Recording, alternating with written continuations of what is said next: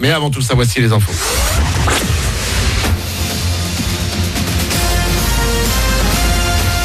Toute l'actu sur Monaco-Menton avec Frédéric Plat.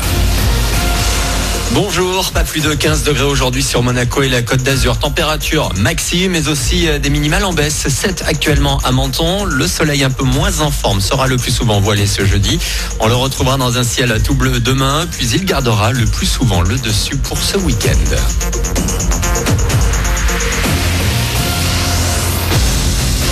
Il fait bon vivre en France, du coup la grippe prend ses aises. Cette fois, toutes les régions sont concernées et ça n'est pas fini.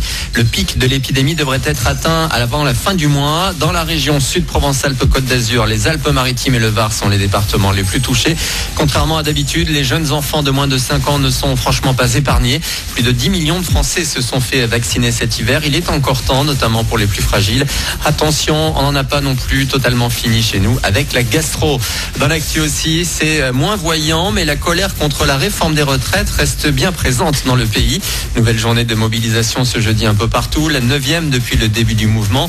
On a donc des manifestations programmées, des grèves aussi. Rendez-vous à 10h à Nice devant la gare SNCF Thiers. En parlant de la SNCF, vous ne devriez finalement rencontrer que peu de difficultés ce jeudi.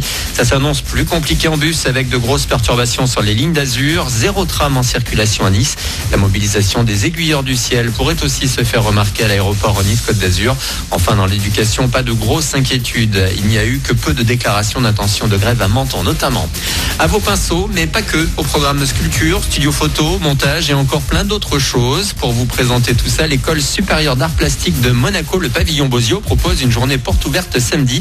Céline Pagès, étudiante en 5e année, découvre au fur et à mesure ses domaines de prédilection. Donc à l'école, on va pouvoir voir de la photo, de la vidéo, installation vidéo, de la céramique. Un laboratoire est mis en place de recherche de 3D et de numérique. On est assez porté sur ça. Faut pas croire que c'est uniquement du volume et de la sculpture. Chacun peut produire dans le domaine qui l'intéresse et dans le domaine qui en fait saisit ce moment-là. Et même au cours des années, on peut changer. J'ai fait beaucoup de céramique, après j'ai fait beaucoup d'écrit. Et là en 5e année, je fais plus de la 3D. Et on m'a jamais reproché, au contraire, de changer de domaine. Et ça, je crois qu'il y a vraiment que les études d'art qui peuvent le permettre en fait. Propos recueillis par Sarah Neves. Rendez-vous donc samedi pour la journée portes ouvertes du pavillon Bozio, l'École supérieure d'art plastique de Monte-Carlo.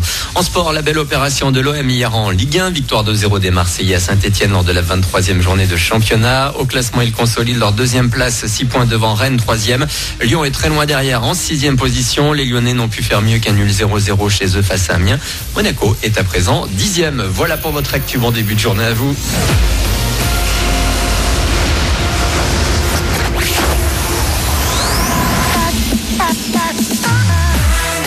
On est là.